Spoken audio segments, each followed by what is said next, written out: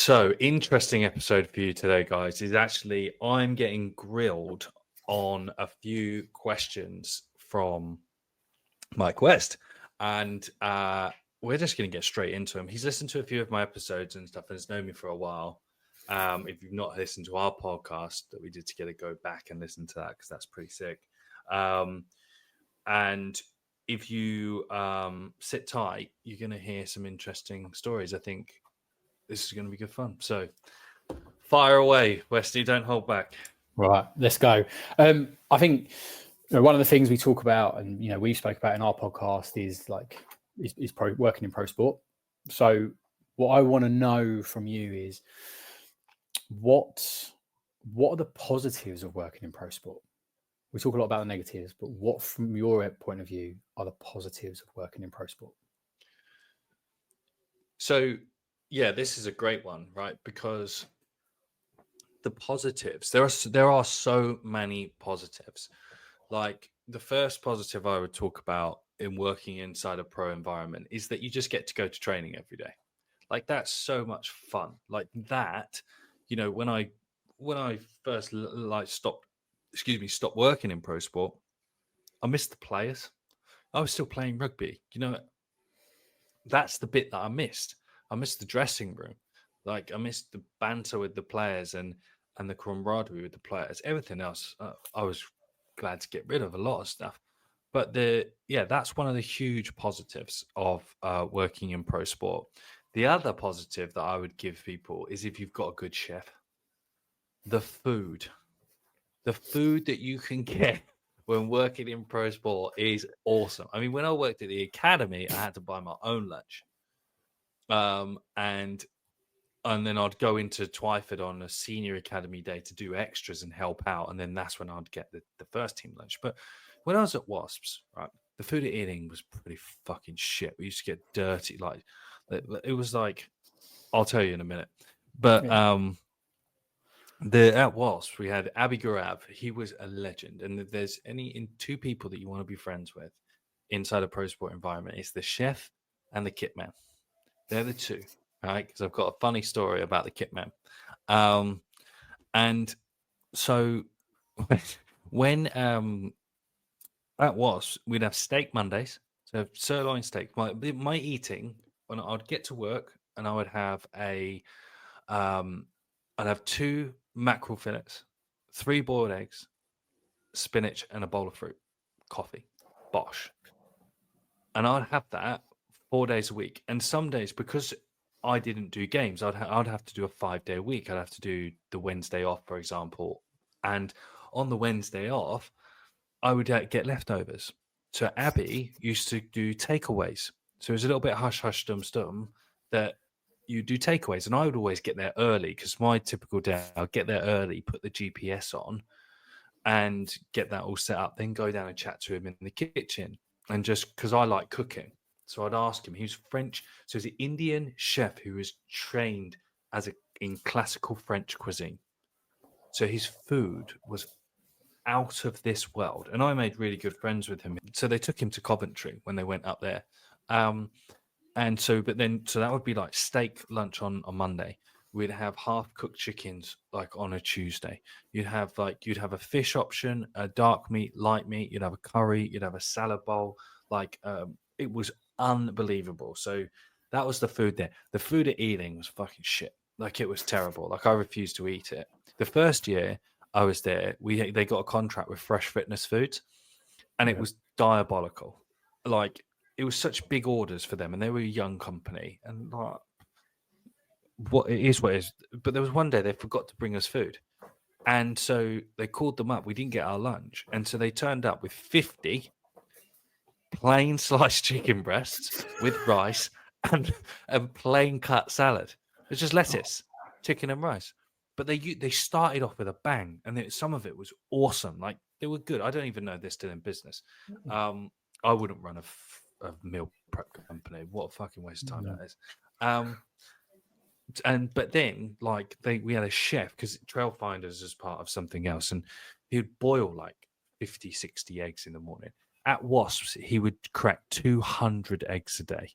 So he used to make us these spinach omelets that they were 6 egg thinly sliced and French omelets curved. Oh, yeah, like unreal. You can tell I like the food at Wasps a lot. And so then at what do you call it, at Ealing, you get these boiled eggs and they were still runny. And then you'd have like it was boiled eggs and sausages. You could have beans and stuff. I've got a load of food allergies, so beans I don't fuck with beans that much. And it was disgusting. Like I was like, I'm not eating this shit.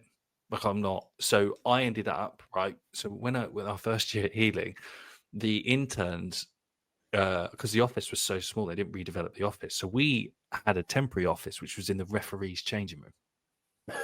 Right. So it was in the referee's changing room, and I nicked this 60-inch TV that I used to keep in there. So I hooked my computer up to a 60-inch TV, and during pre-season, Tim Neenan, who I'm going to get on the podcast, he's now fucking head of sprints for Canadian Luge. Like he's sick. He's real deal. Didn't start doing S&C till he was 32. Right? Yeah, wild. And so we used to sit in there, and I ordered a hot plate off of Amazon, and I just fucking ordered it, and I used to plug it in by the window, right, and I cooked bacon and eggs on it to have that for breakfast in the morning, and it became a joke, but no one stopped me. They were like, "Sam's cooking bacon again." Like no one stopped me, and I was having bacon and eggs for breakfast every morning, like full keto Norse, and the like it was unreal. And then they used to like it was just fucking bad. Like I ended up getting in trouble one day because my boss didn't like the truth ultimately, but he they had a high fat, high protein breakfast and like slow carb breakfast. And then one day as a reward, he decided to put maple syrup pancakes on the breakfast menu as a treat before a hard day of training because it was a fucking treat. I was like, do you have any comprehension? Like, first of all, when I saw it, I was like, this is bad. Then second, I was like questioning his comprehension, what he knows, what that type of sugar will do to players who don't eat it. Because I've got gut issues anyway. And I used to do meditation I used to have a half 8. It was 15-minute slot to do like activation and prep. And I taught when we spoke about all the psychosocial stuff, I used to teach my players breath work. Yeah. So we'd meditate and I'd put whale music on and they loved it. And like just that ability to chill. That morning they came in, people were showing me how bloated their guts were. 2 people fell asleep. Right? 2 people fell asleep. I remember Harry Casson just fucking passed out. And he's like in the right. And I'm sat there like, oh fuck! They've got a big session, and it was very schoolboy driven. Like rugby's still very schoolboy in like you're, do this and all that sort of stuff. And they were dropping the balls. There were so many more skill errors, and my boss was going mad about it.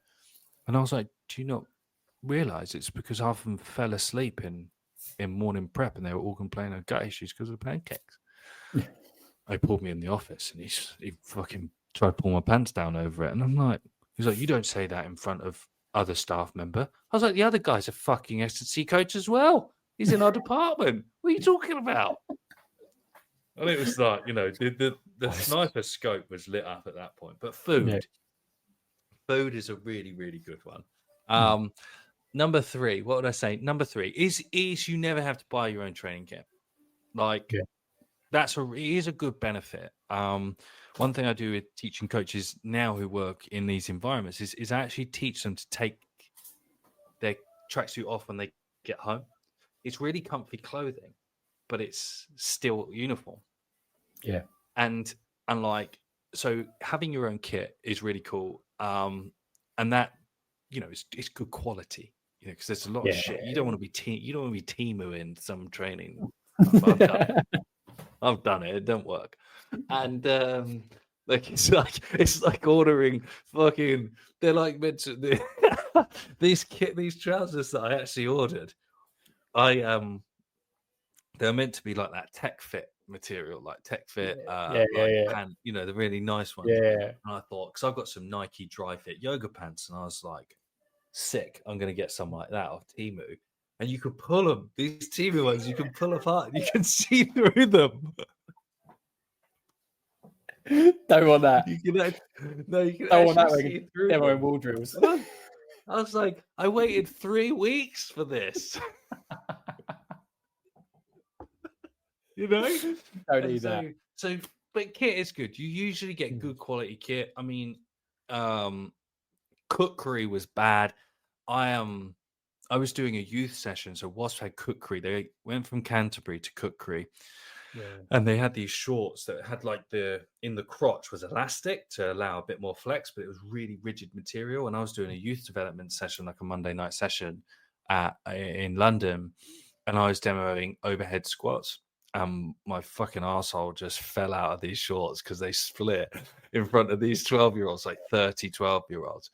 And it was this big thing. It's like, oh, they're 12. We're going to teach them how to do Olympic lifting because they're 12, and that's cool. And I was like, for fuck's sake, we'll do overhead squats. And yeah, my fucking just gaping, like so. But kit is good. Like at Ealing, our first year, we had Under Armour. Well, the first 2 years we had Under Armour, and we got a unique 50% off discount code.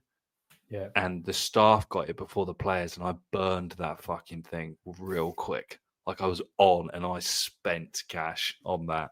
I've still got a couple of pairs of shorts and t-shirts still. Like they're still good quality, so don't Temu your kit. What else would I say? I think exposure. I think one of the coolest things, right, about working in pro sport is you do actually get exposure to what high performing people look like. Yeah. You do get exposure to what world-class athletes look like. And it's nothing what you expect them to be. The gap is so different. Like George Smith, World Player of the Year, could only run a 17 yo-yo test. Could only run level 17 on a yo-yo. Yeah. And I tell people that, and they're like, seriously? I was like, yeah, because the yo-yo test is fucking shit. And it doesn't tell you anything. And, I put 2 levels on someone's yo-yo by just making them faster, because it's a speed reserve test ultimately. And so you get to understand that, and you get to understand, and have that camaraderie, and you learn. Like I remember learning different cultures, like with the players. Like I learned some Spanish to work with an Argentinian player who didn't speak much Segundo Tucule. And I developed an amazing relationship, like a very loving relationship with him, because I took the time to speak his language, and it wasn't too much. And we just sit and we would do that. And he taught me some speed cues, and that was amazing. So that's a real benefit. There are very few environments where you will get so many different people from so many different parts of the world that all have one thing in common. They're like good at what they do. So there's that. The other benefit is like free tickets. I'd say that's a cool thing. Getting free tickets for people to games. And I guess for me, the biggest positive thing about pro sport is that for a long time I could say I did it, and because it meant something to me. And what's really interesting now is that a lot of people who I speak to don't associate me with that anymore. Yeah. Which is amazing, because I had a consultation with someone. He's like, you're just that speed guy. You're the guy that wrote the book about team sport speed, aren't you? You're that guy. And before, I was the guy that was in pro rugby for a long time, or the guy that worked with the NFL players. I was that guy. But Wasps doesn't fucking exist anymore. So if I was still hanging on that, well, they may be making a comeback, but if I was still hanging on that, like, well, my ego's in fucking Taz. Yeah. So those are some of the real good positives, and there are some good stuff. I think they're the positives of working in pro sport, definitely.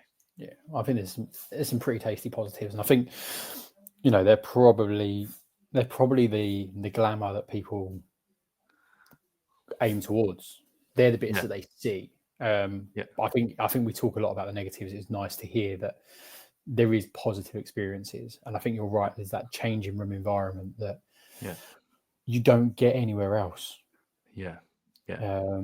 You know, world You class just food you don't get reminded me. anywhere else. Yeah, you just reminded me. So the kit man at Wasps, Malcolm, he was Yeah, an absolute legend.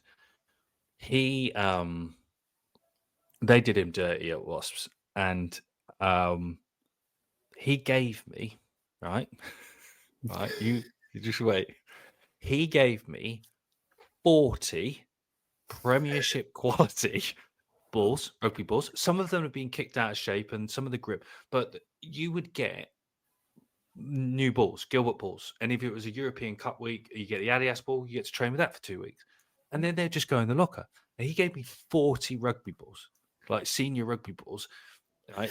And he was like, they ended up getting rid of him. And I think he was just like, fuck it.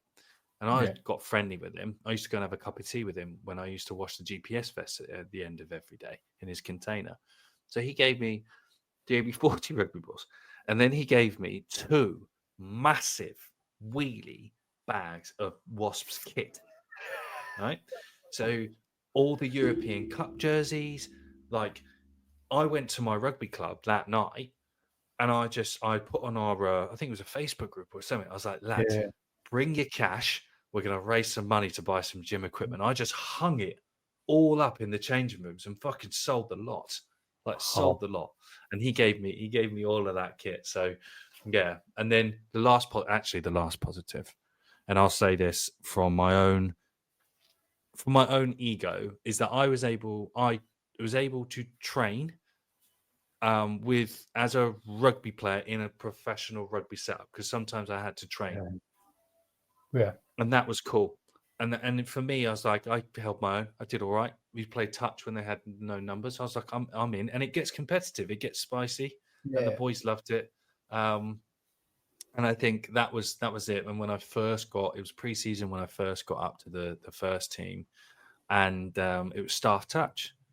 So my fly half at that time was Stephen Jones, British and Irish Lion, Welsh legend, and he was just fucking pinging things, and it was so competitive. And I was yeah. like, I went home to my dad, and I don't really get like awestruck. I was like, Dad, I fucking played touch with Stephen Jones, and he put me on an outside, and I finished it. It was like game over, Yeah, So that the boyhood in me got lit yeah, up, So yeah, yeah. I think from I what you just said there, it is that being part of the team and everything that comes with it. You don't get that anywhere else. You no, don't get that. There's no other, or there's very few other opportunities where you'll spend all day, every day with elite athletes. yeah, At the no doubt, best in the sports that you love.